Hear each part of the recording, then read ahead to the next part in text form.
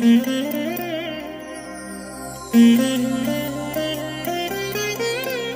దినం పరము నుండి దిగివచ్చు మాట. ఇది నీ జీవితానికి వెలుగుల బాట.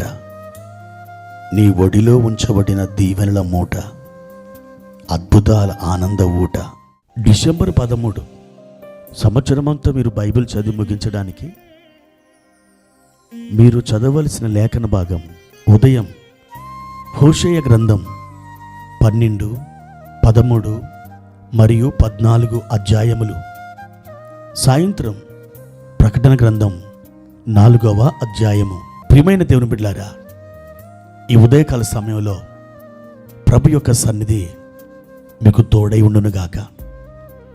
కృపా సమాధానములు తండ్రి అయిన దేవుని నుండి, మన ప్రభు అయిన యేసుక్రీస్తు నుండి మీకు సమృద్ధిగా కలుగునుగాక.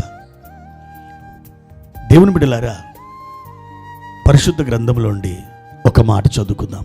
107వ కీర్తన 7వ వచనం. వారొక నివాసపురము చేరునట్లు చక్కని త్రోవను ఆయన వారిని నడిపించెను. ప్రియమైన దేవుని బిడ్డలారా, ఈ లోకంలో మన ప్రయాణం, మన జీవితం ఎలా ఉందంటే, ఎక్కడికి వెళుతున్నామో అర్థం కాని పరిస్థితిలో ఉంది. ఈ భూమి మీద పుట్టిన ప్రతి మనిషి ఒక ప్రయాణికుడే, ఒక యాత్రికుడే.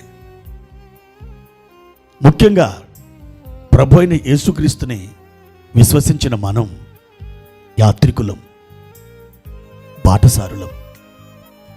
అయితే అడుగు తీసి అడుగు వేయడానికి, ముందుకు సాగి వెళ్ళడానికి ఈ లోకంలో ఎలాగూ మనం ఇంకొక అడుగు వేసి ముందుకు సాగాలో పాలుపోని అర్థం కాని పరిస్థితుల్లో మన యాత్ర సాగిపోతుంది. అయితే అంధకారం, చీకటి కమ్ముకున్న ఈ లోకంలో నీ యాత్ర చక్కగా నడవాలంటే నీకొక మార్గదర్శకుడున్నాడు. నిన్ను నడిపించే ఒక నాయకుడు నీకు తోడుగా నడుస్తున్నాడు.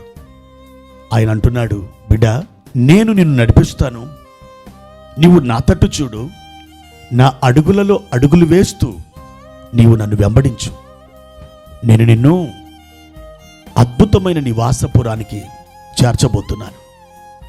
నీ గమ్యానికి నేను తోడుకొని వెళ్ళబోతున్నాను.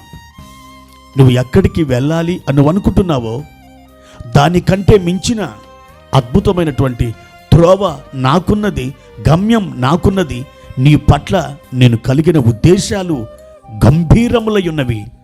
నా బిడ్డ, నా వైపే చూడు, నా తట్టే చూడు, నా మీద భారం వేయి, నేను తీసుకుని వెళ్తాను.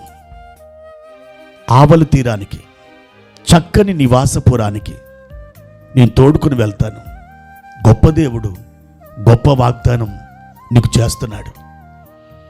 నీ పరిస్థితులన్నీ చేజారిపోయిన ఈ వేళలో నాకెవరున్నారు తోడు అని బాధపడుతున్న ఈ తరుణంలో కన్నీరు నీ కన్నుల నుండి ప్రవహిస్తూ నీ చెంపల మీద నుండి నేలరాలుతున్నటువంటి ఈ యొక్క కష్టకాలంలో దేవుడు అంటున్నాడు, నా మీద నువ్వు భారం వేస్తే, నా తట్టు నువ్వు చూస్తే, నా మాటల ప్రకారం విధేయురాలివి, విధేయుడివి అయితే చక్కని త్రోవ, మంచి నివాసపురం నీ కొరకు నిన్ను కలిగున్నాను. నేను నిన్ను ఆ త్రోవ గుండా నడిపిస్తాను, రాబిడ్డ అని చేతులు చాపి నిన్ను పిలుస్తున్నాడు. ఆయన మీద నీ భారమును వేస్తావా? ఆయనలో నీవు విశ్వాసం ఉంచుతావా? ఆయన కృపని నువ్వు కోరుకుంటావా?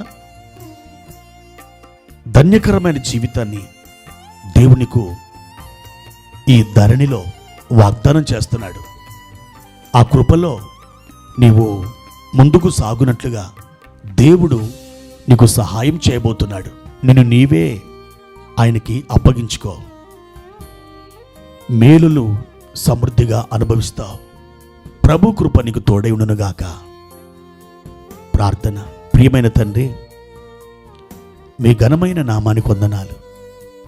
మా ప్రభువా, ఒక చక్కని నివాసపురానికి మీరు మమ్మల్ని చేరుస్తున్నారు.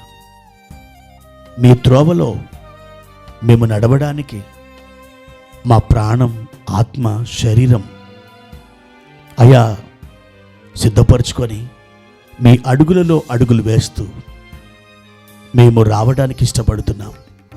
మా తండ్రి, ఈ లోకంలో ఏ సమయంలో ఏ నిర్ణయం, ఏ తీర్మానం మేము చేసుకొనవలెనో మీరు మాకు బోధించండి, మీరు మమ్మల్ని నడిపించండి, మాకు ఉపదేశము చేయండి.